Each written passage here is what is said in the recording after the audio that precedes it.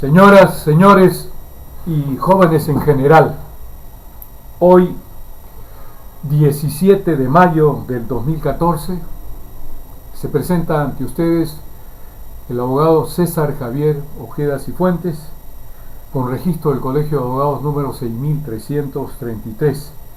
Mi estudio está en el Jirón Gregorio Paredes 148 en Lima, que converge con la primera cuadra de la avenida Guzmán Blanco. Mis teléfonos son 433-0879, 995-296703 o RPM numeral 665454.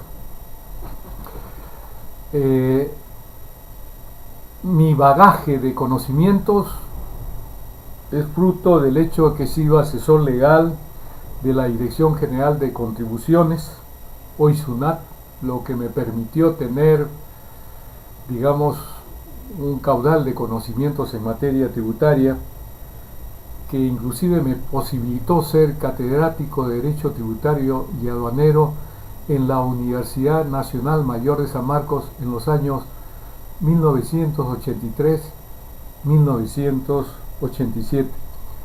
Soy autor de 3 libros, un texto único ordenado del impuesto de timbres fiscales, un código tributario, y el 2006 produje el Código Procesal Constitucional, concordado, comentado con la Constitución Política del Estado, ambos códigos actualizados al 28 de febrero del 2006, con la normatividad sobre derechos humanos y la fundamentación jurídica respecto a la forma como el gobierno ejecutivo congresal fujimorista, digo gobierno ejecutivo congresal porque ellos, al igual que lo que sucedió con los actos delincuenciales del expresidente Alan García en su primer gobierno, él tenía digamos, en Senado tenía mayoría absoluta y también en diputados. Jorge Lozado Estamburi era el presidente del Senado y Luis Alba Castro, presidente de la Cámara de Diputados. Entonces, el último capítulo es la fundamentación jurídica respecto a la forma como el gobierno ejecutivo congresal fujimorista, dictatorial, delincuencial y corrupto conculcó los derechos humanos al someter todos los entes constitucionales, con excepción de la Defensoría del Pueblo. Estaba metido el Jurado Nacional de Elecciones para elegirlo, ¿no? Inclusive por tercera vez el Consejo Nacional de la Magistratura, el Poder Judicial, el Ministerio Público, el Tribunal Constitucional. Es decir, era algo terrible, terrible. También debo indicarles que el bagaje, el acervo que tengo es porque recorto el peruano desde el año 1968 hasta hoy día. Eso me permite que las 3 fuentes, o sea, de donde brote el derecho, como son las normas jurídicas, recorto las normas constitucionales, las normas legales y las normas administrativas que da el Poder Ejecutivo, llamado también Poder Administrador, las más importantes. También recorto la jurisprudencia de la Corte Suprema, como la casación, por ejemplo, en materia penal, civil, etcétera. Y también recorto las sentencias, los fallos más importantes del Tribunal Constitucional en sus 7 procesos constitucionales. Y por último, también en el diario El Peruano hay, inclusive los martes, ¿no? Se exponen lo que declaran los abogados especializados en cada área del derecho. Entonces, esto es lo que me permite tener un programa como Tucuiricuy, Ojos y Oídos del Pueblo, que es de naturaleza eminentemente jurídica, Acá las cosas que yo expreso se sustentan en la Constitución, en la ley o en las normas administrativas, en la jurisprudencia o muy poco, o en este caso sí estoy utilizando el término impunidad, lo estoy sacando de un abogado, no que tiene un diccionario jurídico. Entonces, contando con estas tres fuentes de donde brota, de donde surge, donde aflora el derecho, es que ello me permite tener a mi cargo un programa jurídico, Tucuyricul, Ojos y Oídos del Pueblo. En este programa voy a ocuparme de dos puntos. El caso de las matanzas de policías y de miembros de las comunidades nativas del Amazonas, lo cual fue una barbaridad que nunca se debió haber producido, nunca se debió haber realizado o acontecido o acaecido o sucedido esto, si no fuera por la culpa del expresidente con varios delincuencial, Alan García Pérez. Y lo digo así, con fundamentos. El anterior programa, si mal no me acuerdo, yo he expresado todos los delitos en donde una fiscal y un juez le señalaron. Pero ¿qué hizo Alan García Pérez? Se fue al extranjero y volvió cuando los delitos habían prescrito. Pero no ha prescrito las muertes en Castro Castro, Lurigancho, no me acuerdo. Yo era profesor en San Marcos en esa época y dije que era de lo peor. Y también lo que ha pasado en el Frontón.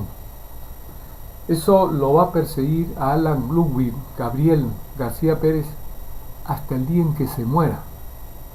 Así como ha perseguido a Pinochet, a Videla, a Fujimori, a él también. Solamente acabará su persecución el día que fallezca. Entonces, y el otro punto es el relacionado con el presidente del Poder Judicial, Javier Enrique Mendoza Ramírez, al que yo lo he denunciado en el Congreso y lo salvaron Jorge del Castillo, Jorge Núñez del Arco, aprista, y otros fujimoristas.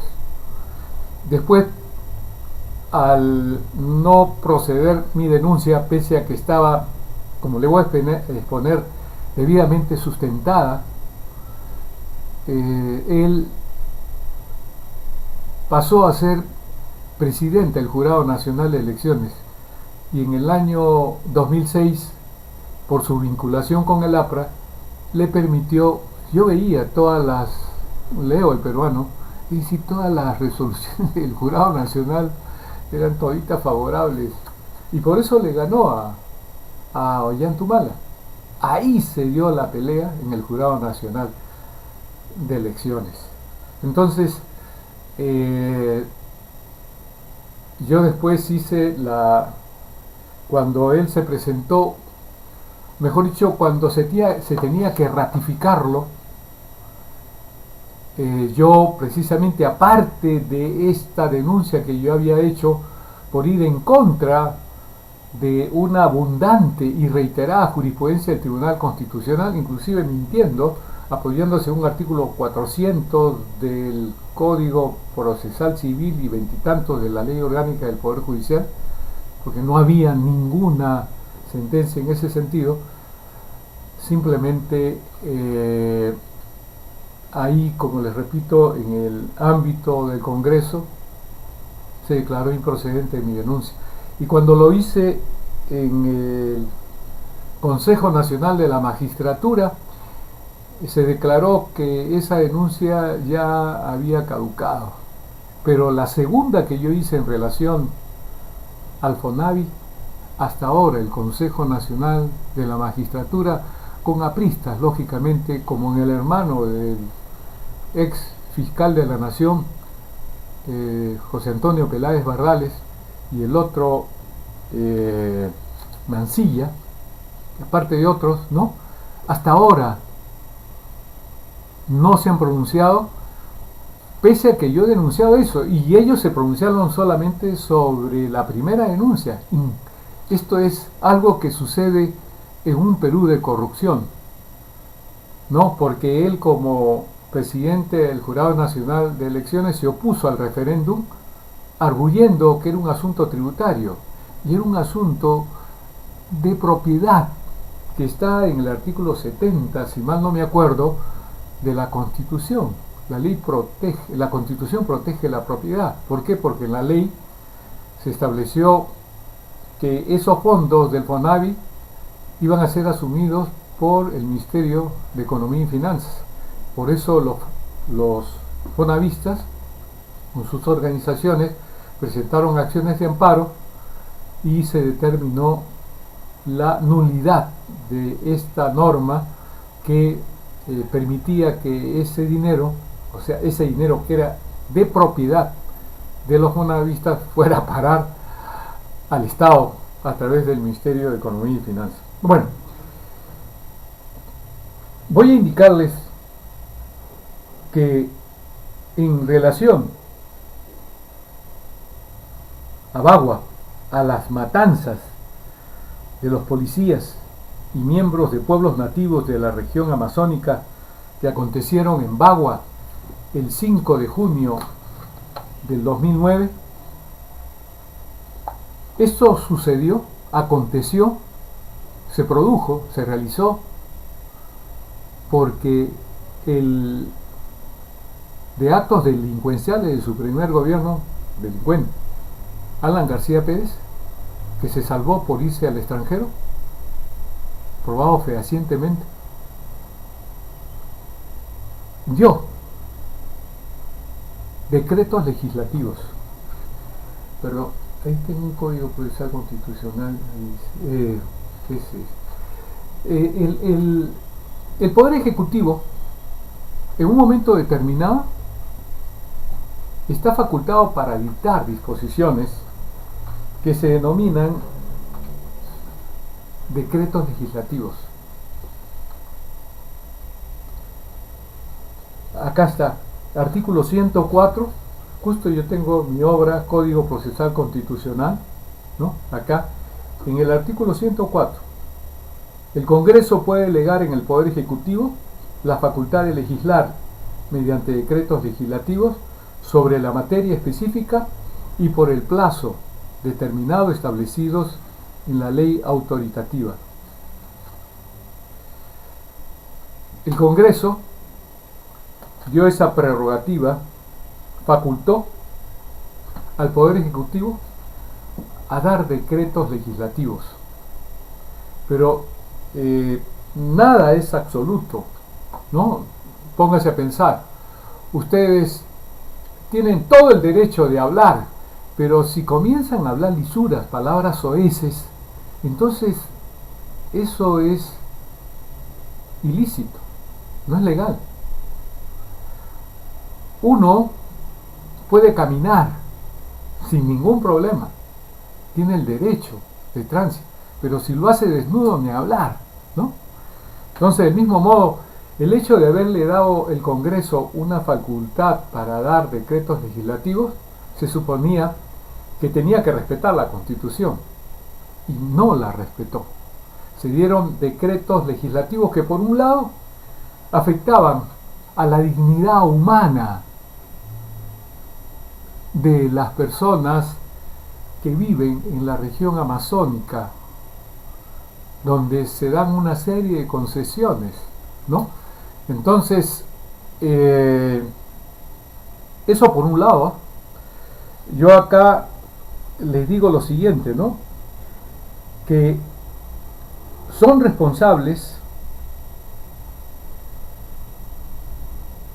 el expresidente Alan Ludwig, Gabriel García Pérez, por haber dado decretos legislativos violatorios de la Constitución, los cuales debieron ser derogados por el Congreso, conformado en su mayoría por apristas, fujimoristas, de Solidaridad Nacional, del Partido Popular Cristiano.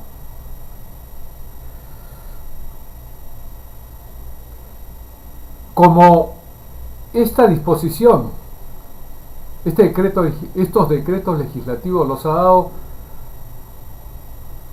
el gobierno aprista de Alan Gabriel Ludwig García Pérez, la responsabilidad de haber dado estos dispositivos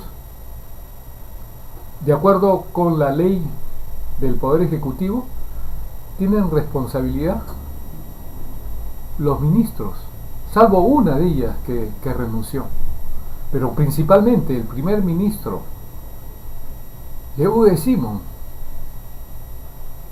la ministra del Interior Cabanillas, quien autorizó, si ven ustedes el mismo caso de Mayorga, el que se ha debido abstener, verdaderamente ahí hay un Yo Soy Grande o una Valenzuela que muestran de manera inequívoca el grado deontológico y nociológico, o sea, por un lado el aspecto ético-moral de que estos miembros que conforman la comisión con el otro indeseable Padilla, creo, imagínense, ¿no? O sea, un ladrón porque pagaba a su empleado en Arequipa, creo, como personal del Congreso. Y ahora se le ha encontrado otra cosa peor, que cuando él era miembro, presidente de la Comisión de Energía y Minas, su cónyuge obtuvo una concesión de 200 hectáreas. O sea, si comenzamos por eso digo, ¿no? Esto está de acuerdo con la calidad de ser humano que es Ollanta Moisés Ollanta Humala, está de lo peor con su mujer, par de mentirosos por lo que prometieron en su campaña electoral para presidencia en el 2011 a los cajamarquinos. Yo voy a defender el agua. ¿Cómo se defiende el agua? Como la patria, decía este condenado mentiroso el diablo, y su mujer la sentía, un par de mendaces. El caso es de que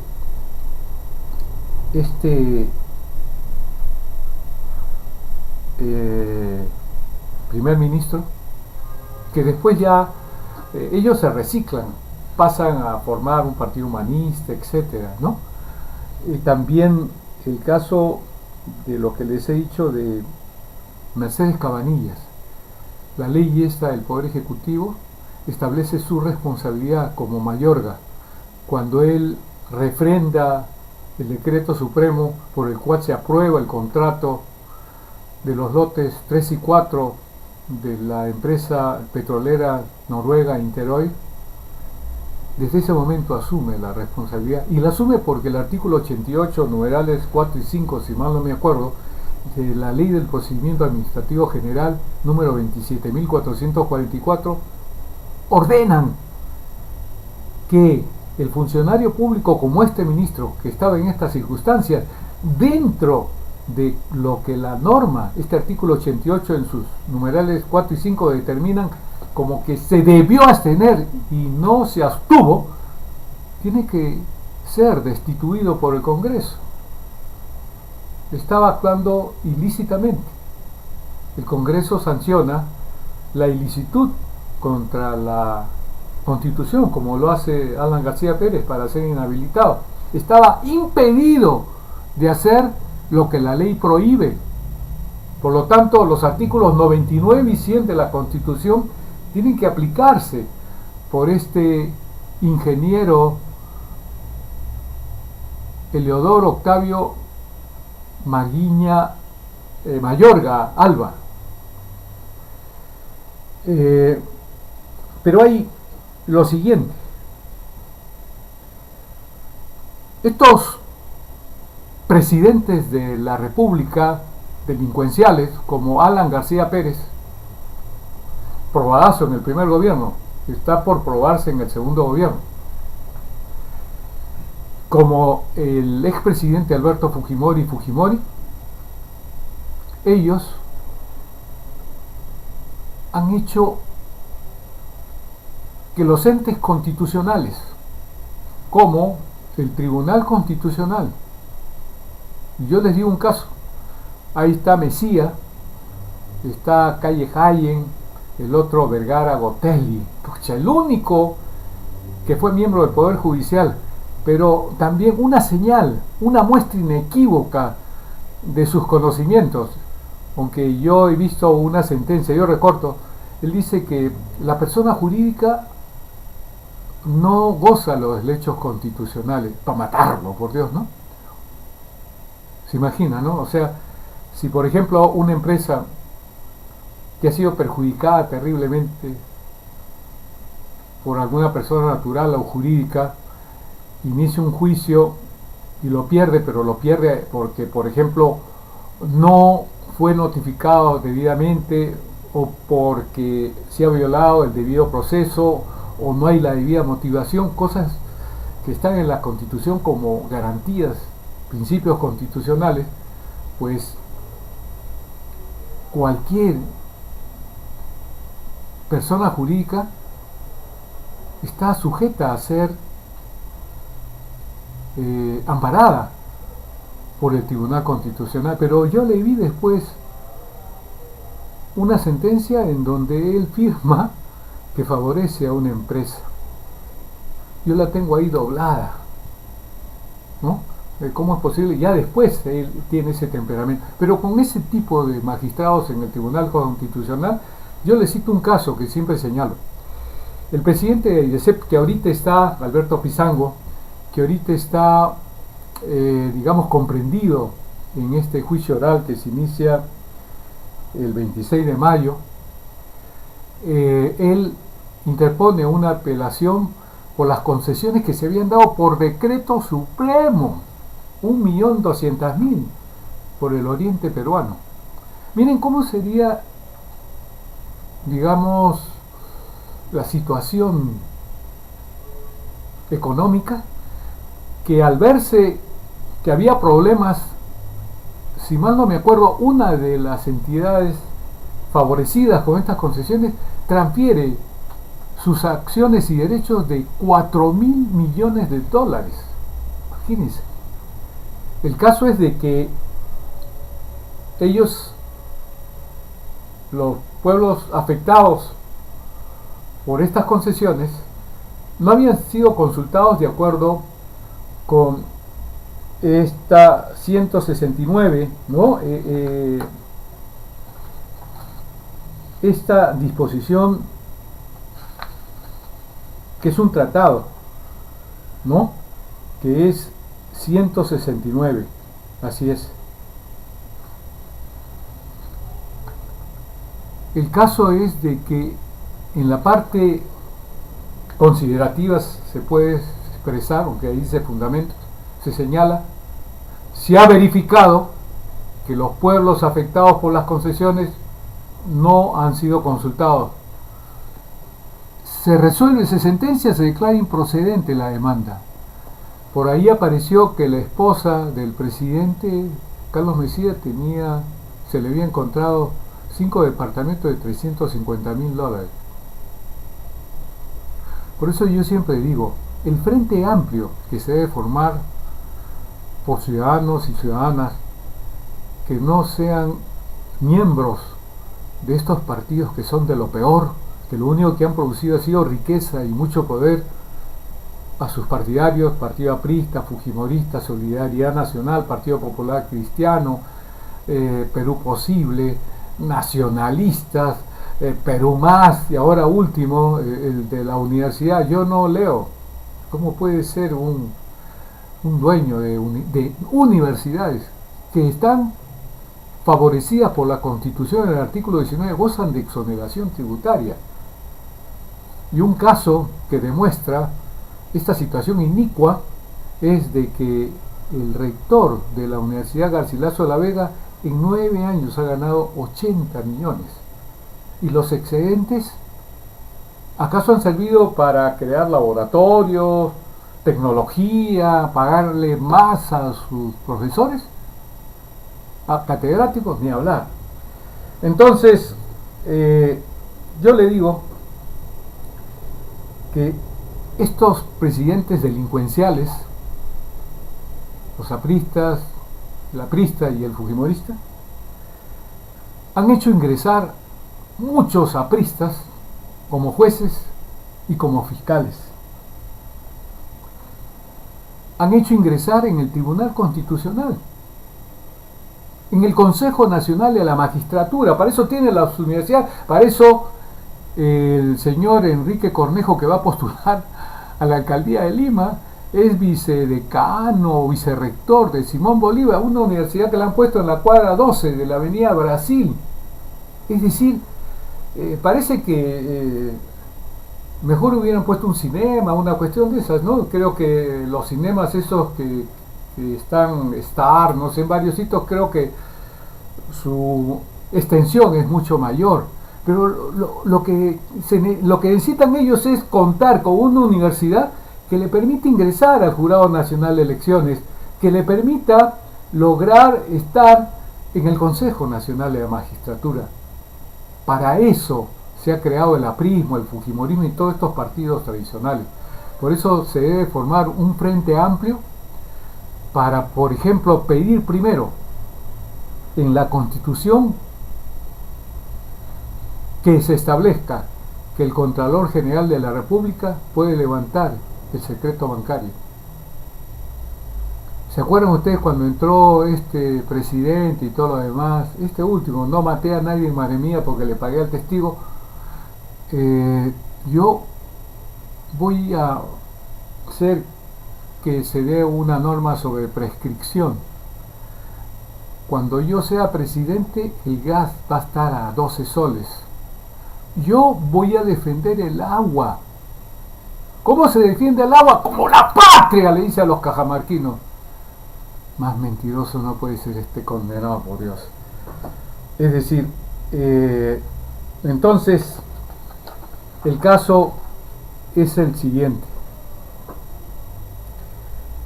De que el 26 de marzo solo se ha formalizado denuncia penal, porque eso sí, el único ente constitucional que puede formalizar denuncia penal es el Ministerio Público. A mí me ha pasado con un caso natal en donde la fiscal la fiscal provincial, pese a que se habían quedado con propiedades, empresas en muchos millones de dólares, ella declara que ya han prescrito los delitos, pese a que ellos mantenían la propiedad en varios bienes. Entonces, ella no ha estudiado el delito continuado, el delito permanente.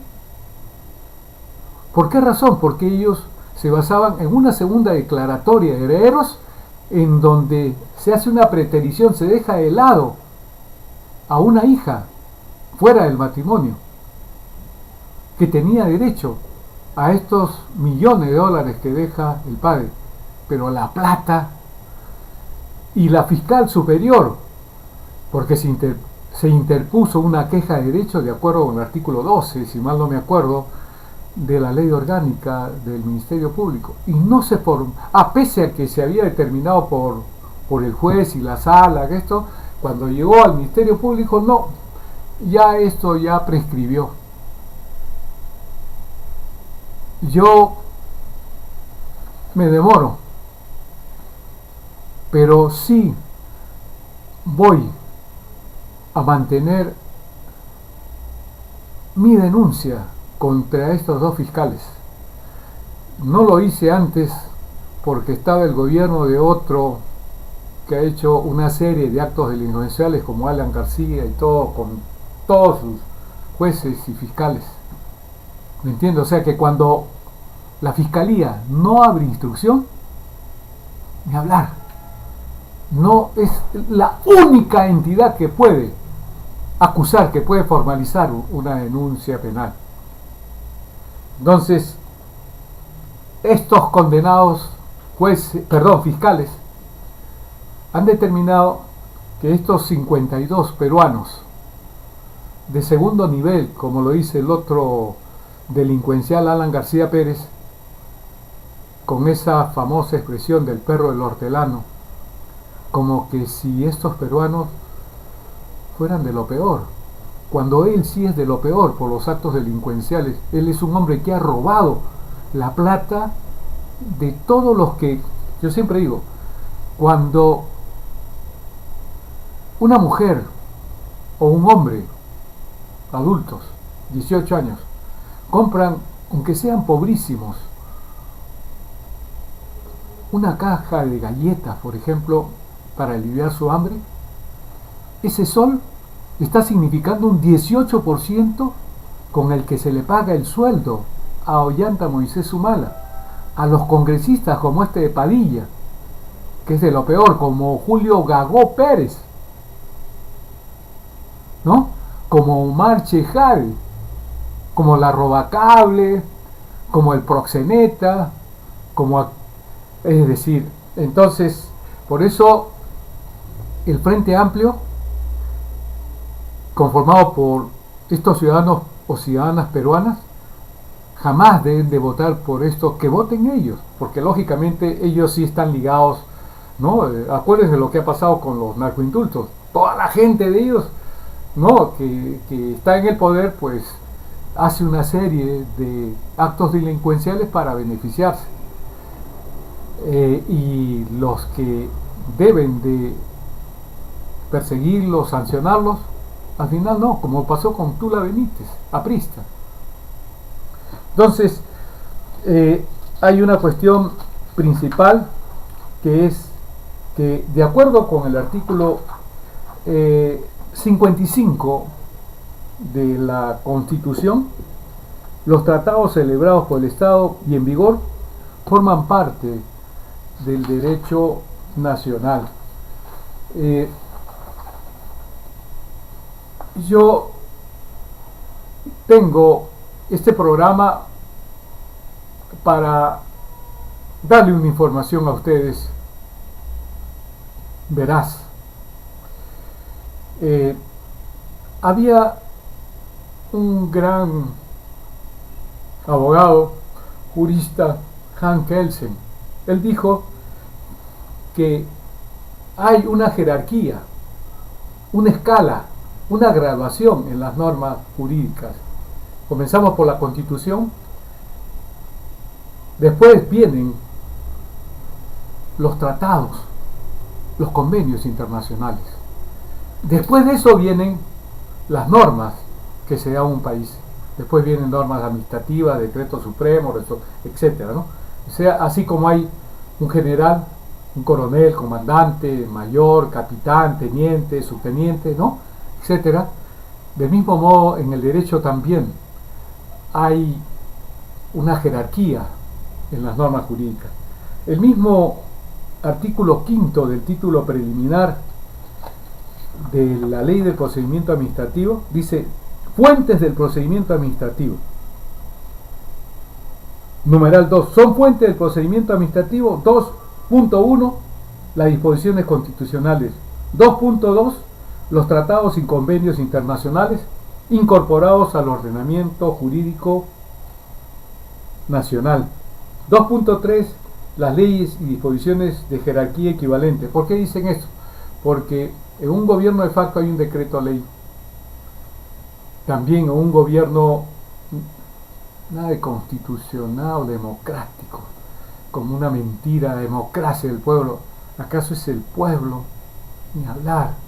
Son los medios de comunicación, o por ejemplo las empresas estas encuestadoras, que han estado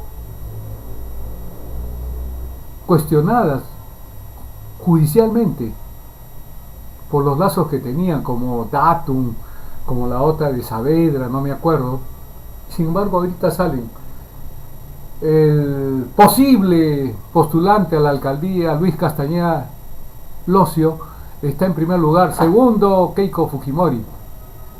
Esa porquería de información que verdaderamente deja de lado, digamos, los hechos delictivos que han debido estar comprendidos estas personas, comunicadores, ¿no?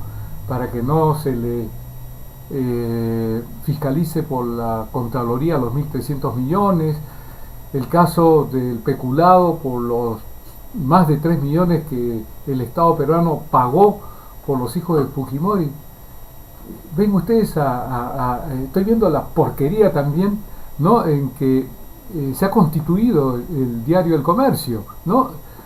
Una entrevista a los 65 años del expresidente con hechos delincuenciales probados en su primer gobierno, Alan Ludwig Gabriel García Pérez. Entonces, ese es lo que hay en los medios de comunicación. Para ellos no hay ningún problema entrevistar a un delincuente, no hay ninguna dificultad, ¿no? O un hecho que es espantoso. Verdaderamente es que ahí Dios dice bien claro, ¿no? Más fácil es que por el ojo de la aguja entre un camello que un rico en el cielo. De todas maneras, estos los tienen que pagar. Los Miro Quesada tuvieron un problema en el tiempo de Fujimori de defraudación tributaria, para ir presos un montón. Prescribió también, igual que Alan García. Por eso que quizás Alan García, Fujimori, para ellos no representa absolutamente nada. Al contrario, si ellos son favorecidos, ustedes saben la cantidad de millones, de miles de millones que gasta el Estado en la publicidad. El problema de Juntos, Caliwarma, no sé cómo se llama, ¿no? Entonces, les estoy demostrando que en realidad el caso de Bagua estaba sustentado en estos hermanos de la región amazónica, porque ese es el medio ambiente donde viven. Corromperle el agua, atacar el sitio donde ellos viven sin consulta, era algo criminal. Y esto que yo les estoy explicando es porque está en la Constitución, ¿no es cierto? Dice bien claro el artículo 55, ¿no? O sea, y le he leído también lo que es el artículo 5 del título del primer, y hay otro también, si mal no me acuerdo, eso está en el Código Tributario, igualito, ¿no? O sea, primero la Constitución, después los tratados, después vienen las leyes o decretos legislativos o decretos leyes. Sin embargo, el abogado, el que ha cometido varios actos delincuenciales, por lo tanto delincuente, Alan Ludwig García Pérez, ¿no? Siendo abogado, no conoce de que era inconstitucional, ¿no? Inconstitucionales eran estos decretos legislativos que dio, pero ni hablar, pues. Él ha hecho un montón de cosas contra la ley. Eso era ilícito. Entonces, y una cosa, como digo acá, como establece el artículo 55, y en vigor forman parte del derecho nacional, el convenio de la Organización Internacional de Trabajo, OIT, número 169, sobre pueblos indígenas y tribales en países independientes, ratificado por el Perú el 19 de febrero de 1964, en cuyo artículo 6, numeral 1, literal A, se establece que los gobiernos deberán consultar a los pueblos interesados cada vez que se prevean medidas legislativas o administrativas susceptibles de afectarles directamente. Esto lo incumplió Alan García como presidente, estos ministros, ¿no? Inclusive una de las ministras de este gobierno, del que ha cometido varios actos delincuenciales en el primer gobierno y que me imagino que en el segundo por ahí se van a dar, de Alan García. La ministra de Comercio, Mercedes Arauz, impedía o cuestionaba la derogatoria de los decretos legislativos 1097, 1094 y 1095, afirmando que atentaban contra el Tratado de Libre Comercio celebrado con los Estados Unidos de Norteamérica. ¿Se imaginan ustedes esto?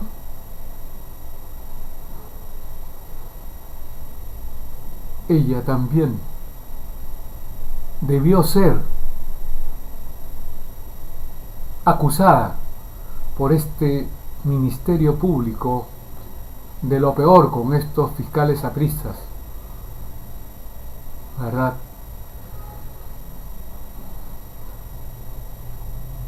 Entonces, la impunidad que hay en el Perú es por estos partidos. No están, creo que ahora último el caso de Julio Gabó Pérez, donde está totalmente, igual como el caso de esta mujer Eva, que el delincuente, el sicario en Argentina, sin que nadie lo presionara, sin que nadie lo dijera, porque hay una cuestión, ¿no?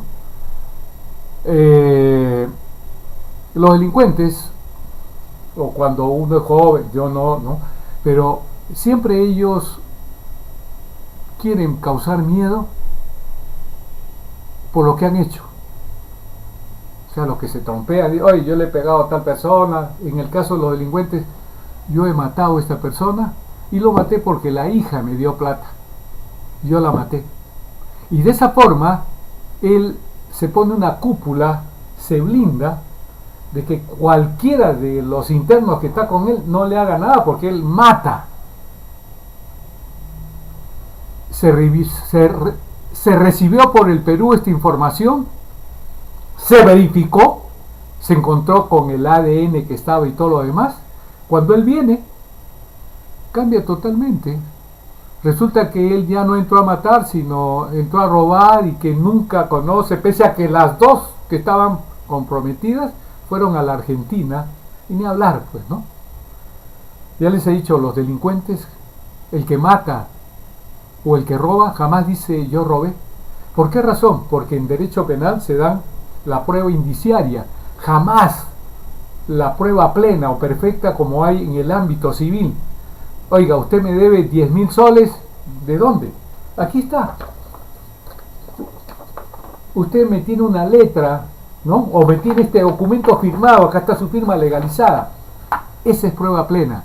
Pero en derecho penal no, porque ningún delincuente, Verbigracia, Alancito o el otro condenado que dice yo soy inocente, diario Chicha, cuando la plata surgió de lo que estaba presupuestado en los servicios de inteligencia nacional, en el ejército, en la marina y en la fuerza aérea, más la policía.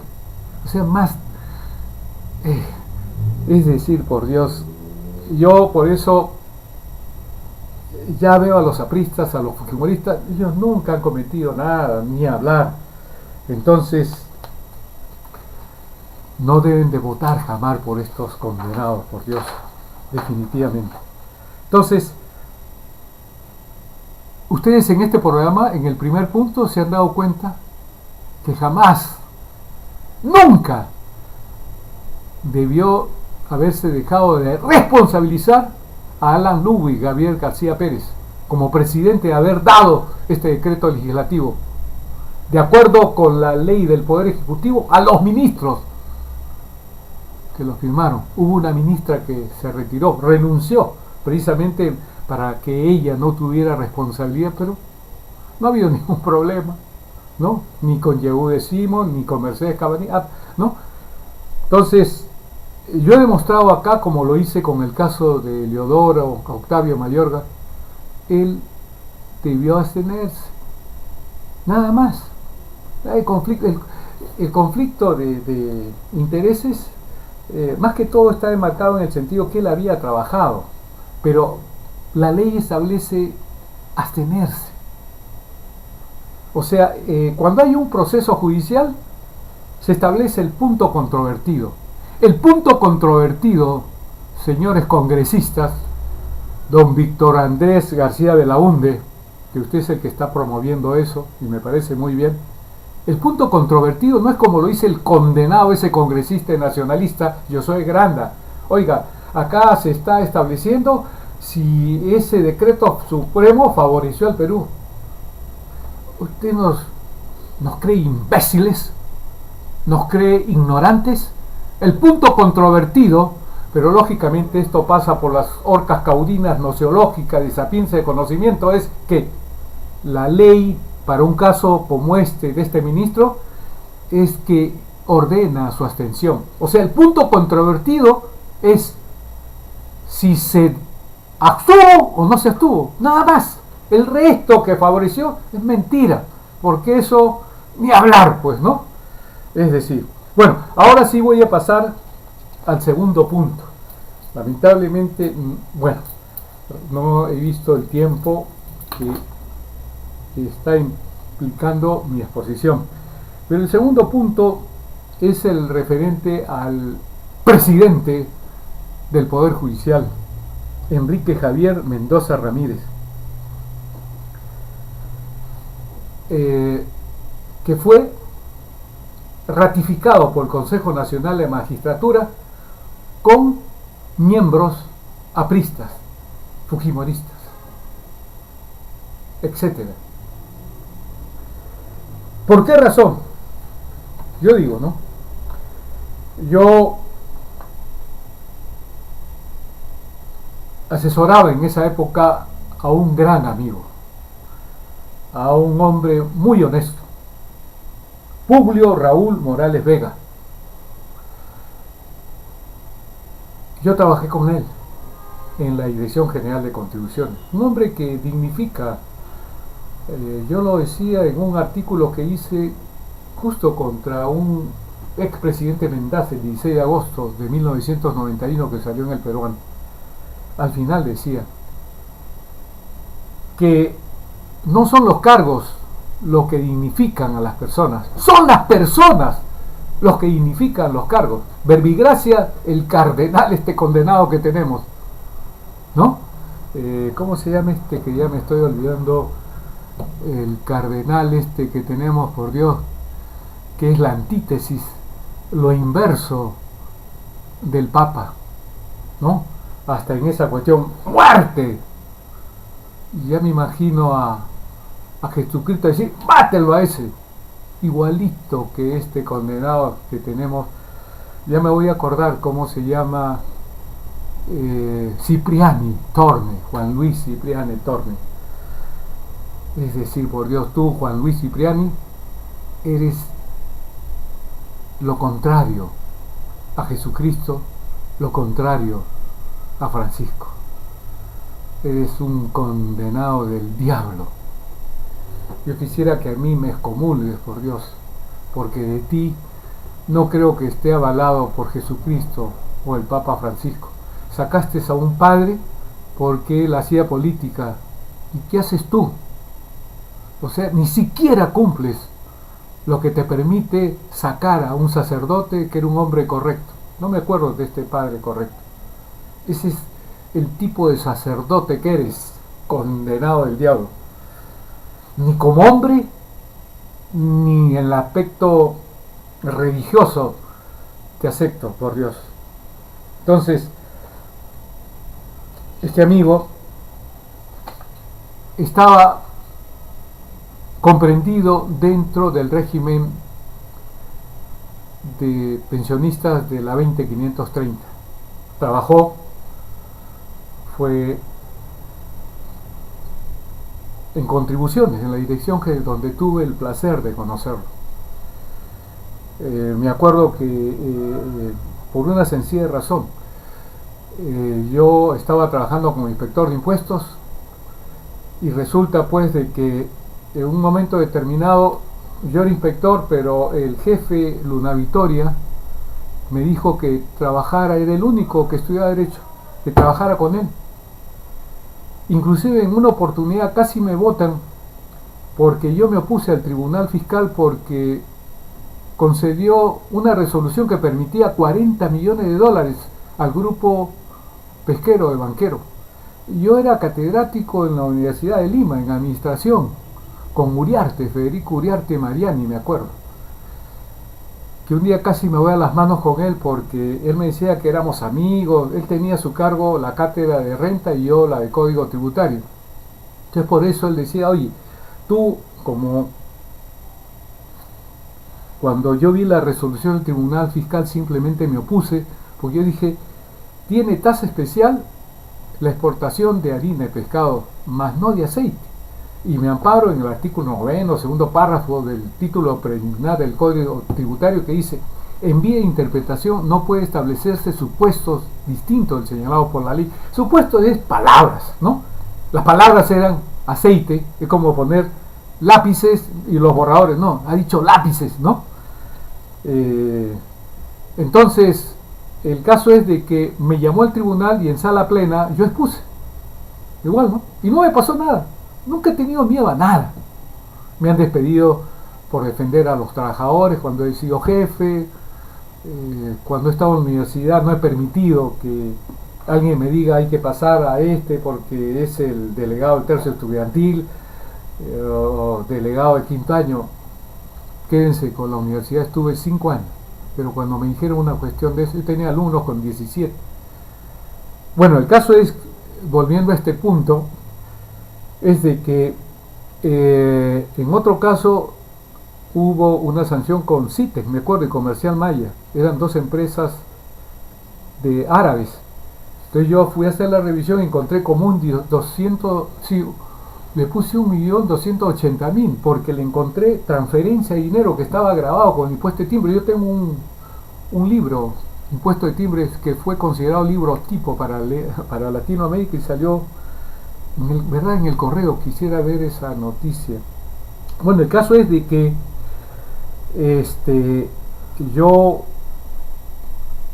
era inspector de impuestos, estaba destinado a trabajar con Luna Victoria, que era el jefe, y resulta que el Sabi Cabas, Casís, Sánchez, no me acuerdo, en esa época fue allá a la dirección donde este jefe y le dijo que él tenía los originales, ¿no? Es decir, como que usted compre un boleto y le dan el original, a usted ha pagado 10 soles y le dice, no, aquí está el original, que son, oiga, yo le dije al jefe, oiga, yo no voy a dejar sin efecto, inclusive en esa época, para que yo no fiscalizara a la casa hindú, me anularon mi visita inspectiva. Era la única forma que se liberasen de mí. El caso es de que yo me negué y a los 3 días, creo a los 2 días, me dijeron que había cesado. Pucha que mi esposa estaba embarazada en esa época, por Dios. Yo había sido dirigente sindical del Banco del Progreso, me habían despedido en la época de Belaunde. Increíble, tuve un año perseguido por la CONACO, famosos índices de la CONACO. Y pucha, dije, ¿cómo hago? Por Dios, entonces salía temprano, no sabía qué hacer, ¿verdad? Y justo estaba ahí y de repente pasó el Raúl Publio Morales Vega. Me dijo, oye, flaco, ¿qué pasa? ¿Por qué no? No, le digo, yo no trabajo. ¿Cómo no vas a trabajar si tú estás considerado como uno de los más desgraciados inspectores? Sí, le dije, pero no. No, me dijo, no puede ser. Y por eso le tengo una gratitud terrible. No, me dijo, yo voy a hablar con el director ejecutivo. Si supieran que estuve a punto de agredirlo porque yo le iba a abrir y se cerró el ascensor, no le pude hablar. Gracias a Dios, por eso Dios me ha ayudado en muchas oportunidades. Él le habló y había muerto un jefe, Melegrán, me acuerdo. Entonces no pude hablar y al día siguiente. Entonces él habló conmigo, me dijo, lo vamos a investigar a usted. Y me investigaron. ¿Y sabe cuál fue el resultado? Que ya no fui contratado, porque el desgraciado de Luna Victoria dijo como que yo era un empleado fantasma. Entonces yo no trabajaba y lógicamente me cancelaron el contrato. Me nombraron. Entonces yo le dije en una oportunidad, yo soy un hombre que soy abogado, pero siempre he tratado de resolver las cosas por la fuerza, digamos por la fuerza de mi derecho, ¿no?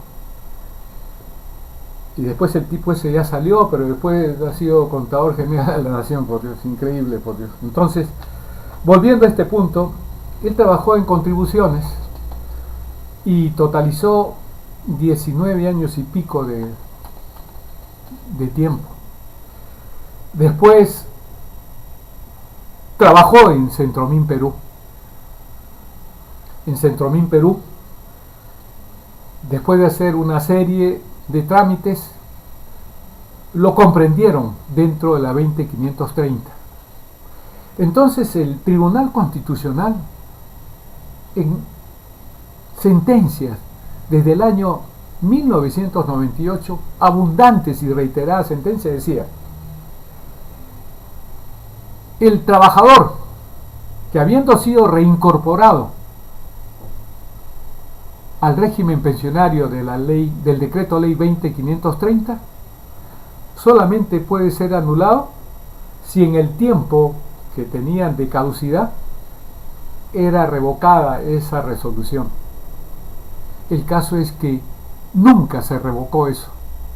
Por lo tanto, él inició su reclamo para que le acumulasen el tiempo de servicios en Centromín Perú, una empresa de la actividad empresarial del Estado. Por lo tanto, el Estado permanecía siendo su empleador. Acá yo digo, el Tribunal Constitucional, con abundante y reiterada jurisprudencia, ha declarado desde 1998 que, habiendo vencido con exceso el plazo dentro del cual la empresa estatal Centromín Perú, en este caso, debió impugnar su acuerdo de incorporación del trabajador al régimen pensionario, el decreto ley 20530, por lo que el acuerdo de incorporación del trabajador al régimen pensionario, el decreto ley 20530, estaba consentida y tenía la calidad de cosa decidida. En el ámbito jurisdiccional, judicial, es cosa juzgada, pero en sede administrativa la denominación, el nomen juris, es cosa decidida. Por lo cual el acuerdo directorio Centromín Perú número 13787 no podía ser desconocido por la empresa estatal en forma unilateral y fuera de los 6 meses prescritos en el artículo 113, dice acá, del decreto supremo, debe ser 11, el decreto supremo número 0667 SC, modificado por el artículo 6 del decreto ley 26.611. La facultad de administración pública para declarar la nulidad de las resoluciones administrativas prescribe a los 6 meses contados a partir de la fecha en que hayan quedado consentidas. Las sentencias del Tribunal Constitucional desde el 15 de enero de 1998, expediente 714-96 AA-TC, publicada en El Peruano el 28 de marzo del 98, a foja 78 del expediente 136-99 de su proceso impugnatorio de resolución administrativa, han declarado, como también las otras que se adjuntan permanentemente en todos los siguientes años, que constituyen jurisprudencia de obligatorio cumplimiento a tenor de lo dispuesto por la primera disposición general de la ley 26.435. Este colegiado, o sea el Tribunal Constitucional, considera que los derechos pensionarios adquiridos por la actora al amparo del decreto ley número 20.530 no pueden ser desconocidos en forma unilateral y fuera de los plazos de ley, argumentando la aplicación del decreto legislativo 763. La primera disposición general de la ley orgánica del Tribunal Constitucional 26.435 prescribe: los jueces y tribunales interpretan y aplican las leyes o toda norma con rango de ley y los reglamentos según los preceptos y principios constitucionales, conforme a la interpretación de los mismos que resulta de las resoluciones dictadas por el Tribunal Constitucional en todo tipo de proceso. Yo interpuse un recurso de casación. ¿Por qué? Porque Es decir, hay una cuestión de que los juzgados verdaderamente ellos parece que no quieren responsabilizarse, no quieren que se le atribuya que han dado una pensión. Y esto es criminal, ¿verdad? Es criminal, porque yo haría la siguiente forma de pensar, que cometen prevaricato, ¿verdad? Porque si está en la ley y está declarado por el Tribunal Constitucional, declarado infundada la demanda, también se emitió la sentencia por la sala especializada en lo contencioso administrativo y como consecuencia yo tuve que interponer un recurso de casación, ¿no? Entonces, dice acá, en atención a lo que preceptuaba el artículo 386, numeral 2 del Código Procesal Civil, causales, son causales para interponer recurso de casación. 2. La inaplicación de una norma de derecho material o de la doctrina jurisprudencial. Aquí también esto se cambió porque esto es una brutalidad, ¿no? Esto es un atentado, ¿no?, contra la técnica legislativa. No puede decir, pues, el fiscal juez, ni hablar. O sea, por un lado, la doctrina es una fuente del derecho a cargo de los mejores abogados en una determinada área del derecho. Y la jurisprudencia es las sentencias que emiten, en este caso la Corte Suprema o el Tribunal. ¿Cómo se va a hablar de doctrina? O sea, los fulanos que hicieron estos supuestos jurídicos, estas palabras acá, no tienen una idea. Y lo más grande es que los congresistas tienen asesores, como lo tienen, o sea, un juez supremo, un juez superior, el Tribunal Constitucional, el Consejo, están llenos de asesores. Por eso no entiendo por qué el Consejo Nacional, yo voy a insistir, me voy a ir hasta la Corte Interamericana de Derecho, más que todo para dejar demostrado que este Poder Judicial es de lo peor, con el Consejo Nacional, que el Consejo Nacional de la Magistratura, para que haya responsabilidad, ¿verdad? Hasta ahora el Consejo Nacional de la Magistratura no se pronuncia por el segundo punto que yo me voy a referir. Entonces, pese a todas estas disposiciones que obligaban a los jueces desde el de primera instancia hasta el último a respetar, no la respetó, ¿no? Entonces el fallo, conformado por Enrique Javier de la Sala Transitoria de Derecho Constitucional y Social, ¿no?, que se sustentaba en el artículo 400 del Código Procesal Civil y en el artículo 22 de la Ley Orgánica del Poder Judicial. Es increíble. Estas dos leyes habían sido derogadas por la primera disposición general de la Ley Orgánica, porque eran del 93, ambas disposiciones. Y esta 26435, la Ley Orgánica del Tribunal, era del 11 de enero del 95. Por lo tanto, estas disposiciones habían sido derogadas. Y eso es prevaricato. Entonces, el caso es de que el artículo 22, por ejemplo, de la Ley Orgánica del Poder Judicial, dice: las salas especializadas de la Corte Suprema de Justicia de la República ordenan la publicación trimestral en el Diario Oficial del Peruano de las ejecutorias que fijan principios jurisprudenciales que han de ser obligatorio cumplimiento en todas las instancias judiciales. Estos principios deben ser invocados por los magistrados de todas las instancias judiciales, cualquiera que sea su especialidad, como precedente de obligatorio cumplimiento. En caso que por excepción decidan apartarse de dicho criterio, están obligados a motivar adecuadamente su resolución, dejando constancia del precedente obligatorio que desestiman y de los fundamentos que invocan. Los fallos de la Corte Suprema de Justicia de la República pueden excepcionalmente apartarse en sus resoluciones jurisdiccionales de su propio criterio jurisprudencial, motivando debidamente su resolución, lo que debe hacer conocer mediante nuevas publicaciones también en el Diario Oficial del Peruano, en cuyo caso debe hacer mención expresa del precedente que deja de ser obligatorio por el nuevo y de los fundamentos que invocan. El caso es de que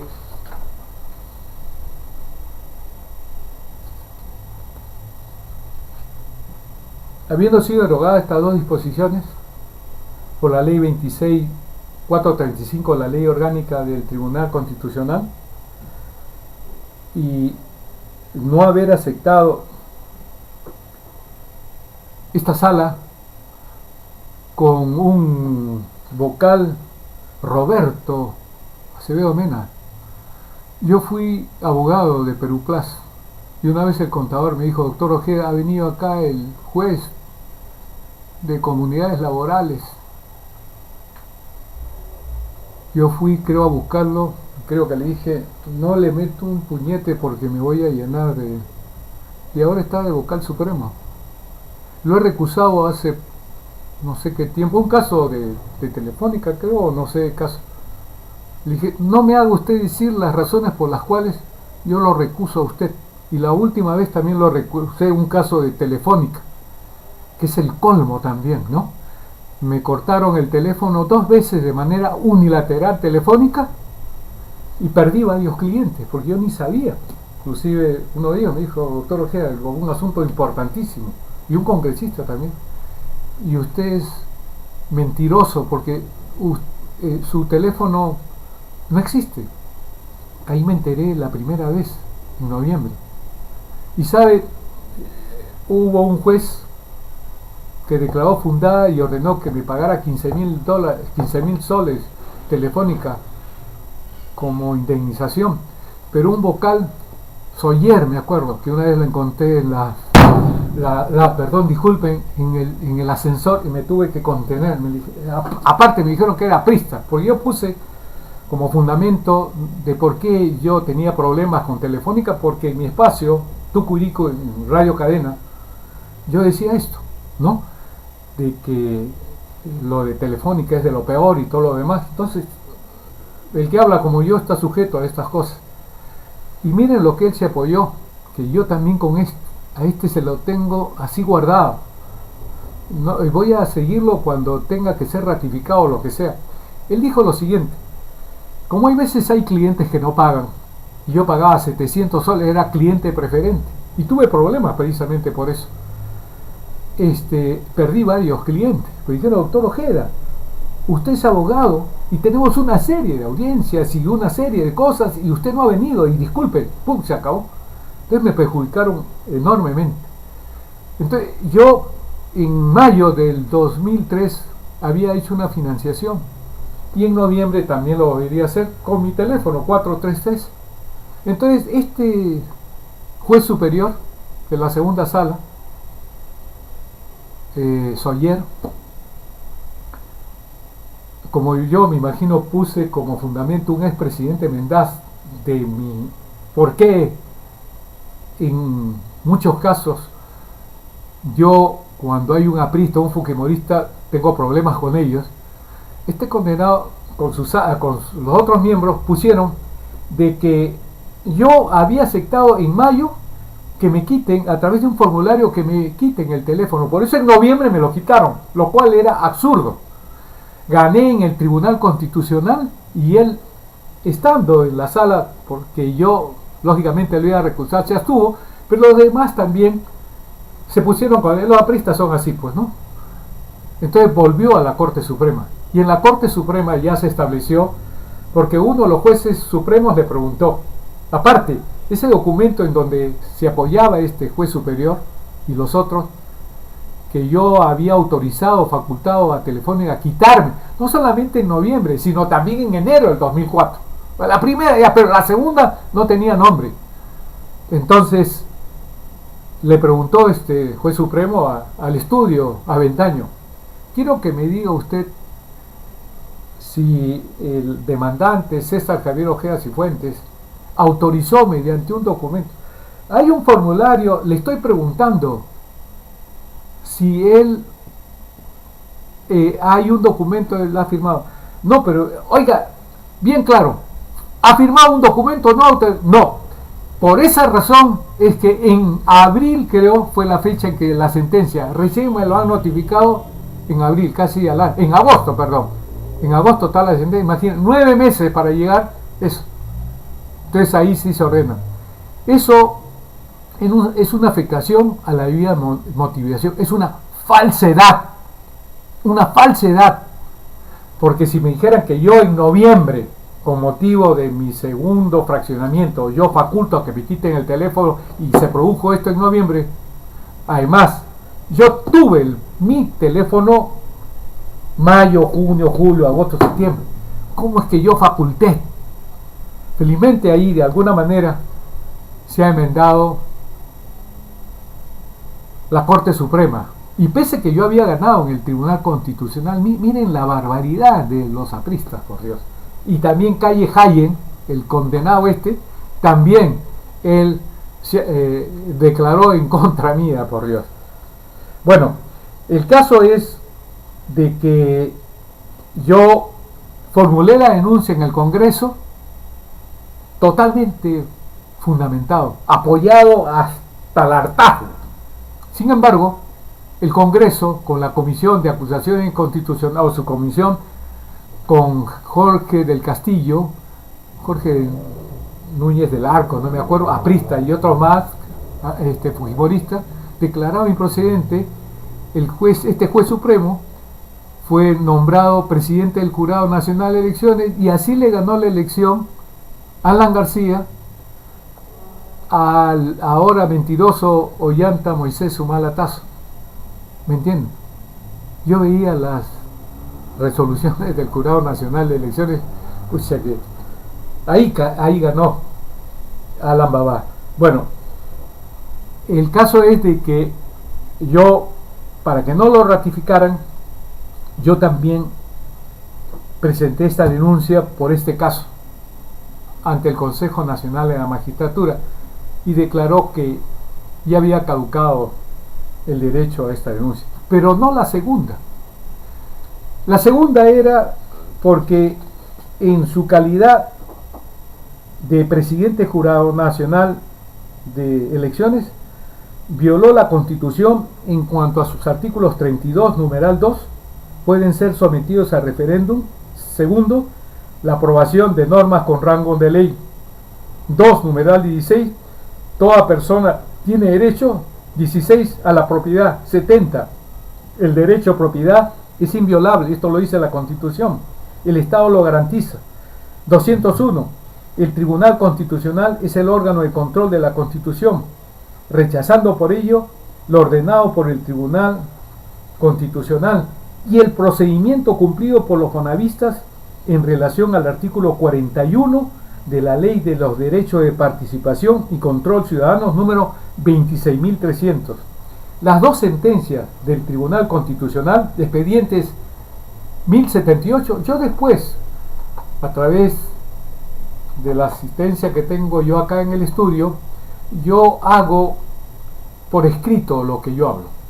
Ya, o sea, van a tener ustedes, si se les va y no pueden copiar, los expedientes 1078-2007-PA, o sea, proceso de amparo, diagonal TC, y 03283-2007-PA, diagonal TC, del 3 de septiembre de 2007. Declararon, primero, fundada la demanda para convocar a referéndum nacional para la aprobación del proyecto de ley de devolución del dinero a los trabajadores que contribuyeron al FONAVI, y segundo, nulas las resoluciones del Jurado Nacional de Elecciones números 1215-2006-JNE y 1278-2006-JNE cuando era presidente el presidente actual del Poder Judicial, Enrique Javier Mendoza Ramírez, debiendo el Jurado Nacional emitir nuevo pronunciamiento en cumplimiento del artículo 32.2, que le he leído, pueden ser sometidos a referéndum la aprobación de normas con rango de ley de la Constitución. Este proyecto de ley versa sobre la propiedad de los fondos del FONAVI, ya que el Tribunal Constitucional en su sentencia del 11 de mayo del 2001, expediente 001-1999-AI, antes se le decía acción de inconstitucionalidad, diagonal TC, declaró inconstitucional el artículo 6.2 de la ley 26.969, por el que se dispuso que el Ministerio de Economía y Finanzas asumiera los fondos del FONAVI que eran de propiedad de los FONAVI. Esto lo hizo el condenado Fujimori con su mayoría, cambio 90, nueva pillería. Consecuentemente, con lo declarado por el Tribunal Constitucional, el proyecto de ley o iniciativa legislativa de los fonavistas para pedir el referéndum no es de carácter tributario, sino constitucional, por cuanto que la propiedad está prevista en los artículos 70 y otros de la Carta Magna. Entonces, yo expuse como fundamentos de hecho, primero, los fonavistas el 29 de marzo del 2001 presentaron al Congreso de la República una iniciativa legislativa para la devolución del FONAVI, la cual terminó con la adhesión de la ley 27.677, que modificó de manera sustancial su iniciativa legislativa. Yo en este punto le puedo decir que el Congreso en esa época, yo tuve el honor de dar un informe jurídico. Y mi informe, y les cuento lo siguiente, que ahí encontré a Xerox, Xavier Barrón, Sebrecos. O sea, había copiado la iniciativa legislativa de los fonavistas y creo que le cambió Consejo Superior, Consejo Supremo a los fonavistas, porque hasta tenía las fallas ortográficas de la iniciativa, o sea, las había copiado. Ese fue el que la acompañó, trató de acompañarla a Lourdes, la que era también asesora legal durante 4 años de Cataño, el narco, que la hizo presidente del directorio Perú de Aile. Yo le he entrevistado en alguna oportunidad, es una mujer inteligente. Su perspicacia no le dio para darse cuenta que yo siempre digo, yo puedo asesorar a cualquier persona natural o jurídica, pero que no tenga problemas. La defiendo, ahí sí yo discrepo con Couture, no te apasiona. Yo sí me apasiono, precisamente desde el momento en que considero que alguien tiene un reclamo justo, es como que si me pasara a mí. Entonces, por eso digo, no voten por Pablo Secada del Partido Popular Cristiano. Ellos han defendido a los trabajadores, a las trabajadoras, a los campesinos, a las campesinas, todos estos, de todos estos partidos tradicionales, incluyendo al de Alianza para el Progreso, que no quiere que sus videos sean observados a través de su ganfalonero Luis Iberico, o Usinki, que fue presidente del directorio del NOR, y cuando fue presidente del Consejo de Ministros y ministro de Economía y Finanzas, impidió que la SUNAT cobrase 1.000 millones. Usted, si tiene un problema de arbitrios o de la SUNAT, es decir, le cobran o lo persiguen, ¿cierto o no? 1.000 millones no pudo percibir. ¿Cuántos colegios? ¿Cuántos hospitales? Y otra cosa, bueno, entonces acá, o sea, a mí, el presidente del Poder Judicial tuvo una actitud ilícita, inconstitucional, porque violó la Constitución en ese artículo 32.2, no, que sí debía darse el referéndum. Él se opuso, y se opuso al mandato del jurado del Tribunal Constitucional. Y en mi caso particular, yo fui testigo de sección que en la primera iniciativa legislativa creo que a mí me sacaron la vuelta, porque yo me acuerdo que uno de los artículos sí decía, como alternativas, como opciones, entregar bienes inmuebles, pago de impuestos, etcétera. Se extirpó eso, con lo que se hubiera resuelto, pero era también el señor Alejandro Toledo Manrique, Casitas Toledo de Coteva, las firmas falsas también. Entonces, prosigo. En base al numeral 32, numeral 2 de la Constitución y al artículo 41 de la Ley de los Derechos de Participación y Control Ciudadano, número 26.300, los fonavistas solicitaron la convocatoria a referéndum nacional para la aprobación del proyecto de ley de devolución del dinero de FONAVI, ya que el párrafo final de dicho artículo 32 no los alcanza. A continuación, les leo este artículo 32, numeral 2, el párrafo final y el precitado artículo 41. Artículo 32, numeral 2 de la Constitución. Pueden ser sometidos a referéndum la aprobación de normas con rango de ley. No pueden someterse a referéndum las normas de carácter tributario. Ahí se apoyaba Alan García Pérez, por el que ningún fonavista puede dar un voto a ningún aprista. Él se opuso al referéndum y quien lo apoyó, lo complementó y en forma terrible fue el presidente del Jurado Nacional. ¿Quién? El actual, ahora, presidente del Poder Judicial. Si un presidente del Poder Judicial no puede interpretar una norma legal o constitucional y está de presidente, tampoco lo pudo interpretar, sacó dos disposiciones, el artículo 400 del TUO del Código Procesal Civil y la Ley Orgánica 22. Ambos textos únicos ordenados, tanto del Código Procesal Civil como del Poder Judicial, la Ley Orgánica, fueron derogados por la Ley 26.435.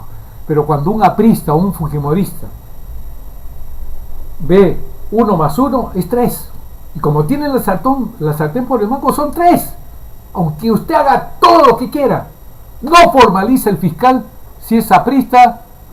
1 más 1 es 3 o 4, oiga, es 3, además yo soy quien voy a formalizar o no acción penal. Artículo 41 de la Ley 26.300. Si la iniciativa legislativa fuera rechazada o modificada sustancialmente por el Congreso, que fue lo que pasó con esta Ley 27.677, porque cuando se dio mi informe, a los 3 días salió la ley. Y yo no me di cuenta, lamentablemente, que se había extirpado esa norma por medio de la cual, por eso es que se modificó sustancialmente, porque no le dieron ni para pagar tributos, ni para tener inmuebles, ni las otras alternativas. Entonces, al artículo 41 de la Ley 26.300, si la iniciativa legislativa fuera rechazada o modificada sustancialmente por el Congreso, como pasó con la Ley 27.677, la primera iniciativa legislativa de los fonavistas, porque esta fue la segunda, conforme a esta ley, se podrá solicitar iniciación del procedimiento de referéndum, adicionando las firmas necesarias para completar el porcentaje de ley. El Jurado Nacional de Elecciones, mediante resoluciones 1215-2006 JN del 7 de julio del 2006 y 1278-2006 del 20 de julio del 2006, declaró improcedente tal solicitud, basándose de que era inconstitucional, ya que el artículo 32, parte final de la Constitución, ordena que las normas de carácter tributario no pueden ser sometidas a este procedimiento y que el desembolso por concepto FONAVI tiene naturaleza tributaria y que el oficio 095-2006 PSM/DM del presidente del Consejo de Ministros señala que, atendiendo a que los recursos financieros del FONAVI eran contribuciones obligatorias de los trabajadores, cualquiera sea su régimen o estatuto laboral, esas tenían carácter tributario. Aquí el punto controvertido no era la naturaleza de esta iniciativa legislativa de los fonavistas, si era tributario, no, era de que esta iniciativa era para que ellos pudieran recuperar lo que una ley que se había declarado nula, que era la ley 26.669, no me acuerdo, artículo 6.2, hacía que su plata, su propiedad, este dinero pasara al Ministerio de Economía y Finanzas, ¿no? Otro acto delincuencial de Fujimori. Entonces, con toda la lucha corporativa, con esta segunda iniciativa sí se puede llevar. Entonces, el Tribunal Constitucional, repito, en sus sentencias, expedientes 1078-2007, PA/TC y 03-3283-2007, del 3 de septiembre del 2007, declaró, primero, fundada la demanda para convocar a referéndum nacional para la aprobación del proyecto de ley de devolución del dinero a los trabajadores que contribuyeron al FONAVI, y segundo, nulas las resoluciones emitidas por el presidente Enrique Javier Mendoza Ramírez, en esa época presidente del Jurado Nacional de Elecciones, números 1215-2006 JNE y 1276-2006 JNE, debiendo el Jurado Nacional de Elecciones, que no lo hizo, emitir nuevo pronunciamiento en cumplimiento del artículo 32.2 de la Constitución. Este proyecto de ley versa sobre la propiedad de los fondos del FONAVI, ya que el Tribunal Constitucional en su sentencia del 11 de mayo del 2001, expediente número 001-1999, AI, o sea, acción de inconstitucionalidad, la que se declaró por el tribunal, que declaró nula esta ley en cuanto el artículo 6.2 de la ley 26.969, por el que se dispuso que el Ministerio de Economía y Finanzas asumiera los fondos del FONAVI que eran de propiedad de los fonavistas. Más aún, yo me acuerdo que una de las peticiones de los fonavistas era que también la contribución que daban los empleadores también incrementaran su fondo. Ahí sí yo dije que no procedía, salvo que toditos los empleadores le donasen a los trabajadores, porque se estaba disponiendo de un derecho que no les correspondía a los fonavistas. Por eso le digo, con mi informe salió la ley, pero no salió ese artículo 8 que yo vi, yo me acuerdo, donde se le devolvía a los fonavistas. Por eso es que hicieron esta nueva iniciativa, esta segunda. Entonces, consecuentemente con lo declarado por el Tribunal Constitucional, el proyecto de ley o iniciativa legislativa de los fonavistas para pedir el referéndum no es de carácter tributario, sino constitucional, por cuanto que la propiedad está prevista en la Constitución. Por último, el Tribunal Constitucional, con sentencia expediente número 05180-2007, PA/TC del 7 de enero del 2008, declaró improcedente otra demanda de fonavistas de Tarma que solicitaban dicho referéndum, ya que los artículos 5, numeral 6 y 6 del Código Procesal Constitucional impiden al Tribunal Constitucional pronunciarse nuevamente sobre el fondo del asunto debido a sus dos sentencias anteriores emitidas el 3 de septiembre de 2007, ¿no?, en donde ordenaban pues que el Jurado Nacional de Elecciones no diera curso al referéndum. Entonces, yo digo, ¿no?, ¿cómo es posible que este juez aprista supremo, Javier Enrique Mendoza Ramírez, pese a esta denuncia, donde está el agravio, la violación constitucional, no le ha pasado nada? Más aún, hasta ahora, yo solicité la nulidad, porque yo dije, señores, miembros del Consejo Nacional de la Magistratura, Mancilla, Novela y Mancilla, y el otro Peláez Barral, hermano del ex fiscal de la Nación, yo he denunciado 2 puntos. Ustedes han declarado que ha caducado el primero, pero el segundo, nunca el Consejo Nacional de la Magistratura, para que ustedes sepan la razón por la que los apristas y los fujimoristas, ¿no?, están en el Tribunal Constitucional, en el Consejo Nacional de la Magistratura, en el Poder Judicial, en el Ministerio Público, para que haya un mundo de impunidad. Por eso hay tantos problemas de inseguridad ciudadana, tantos robos, ¿me entienden?, en donde la Benítez no le pasó nada, y a varios no le pasa nada, ¿no? Entonces, creo que esto lo voy a dejar acá, porque ya me he excedido de la hora que yo supongo que es el término o el plazo en que se da mi programa. Tengo por hablar los casos de Gagó Pérez, lo de esta Eva, la chica que su sicario dijo que la hija lo había contratado. Gracias a Dios que el caso de la cantante, porque ya se acuerdan que el tipo que había matado a Lisa Delgado dijo sí, me ha pagado para matarla, y después se rectificó, ¿no? Lo mismo que ha pasado con este colombiano, con este sicario, ¿no? Cuando ha venido acá ha cambiado lo que decía allá, ¿no? Entonces, espero que este Poder Judicial, espero que estos congresistas, con estos congresistas que tienen casi un, no, antes decía 28%, 31, 39, 42, 45, 51, ya es mayoría absoluta la cantidad de congresistas con ilícitos penales. Yo creo, y hay una cosa que es increíble, con el que ya termino. No es posible que este Fuad Curi no haga cumplir el artículo 82 de la Constitución. El artículo 82 está por encima de la ley del Congreso. Acuérdense, la pirámide, que primero las normas constitucionales, segundo los tratados y después vienen las normas. La norma que da el Congreso es una norma legal. Yo voy a hacer la denuncia contra Fuad Curi por no fiscalizar al Congreso. Si fiscaliza el Congreso, yo creo el artículo 99 y el 100 establecen que hay una comisión de acusación contra estos congresistas, pero creo que si ingresa el Contralor, van a faltar congresistas para formar esta comisión de acusación constitucional contra ellos. Hasta la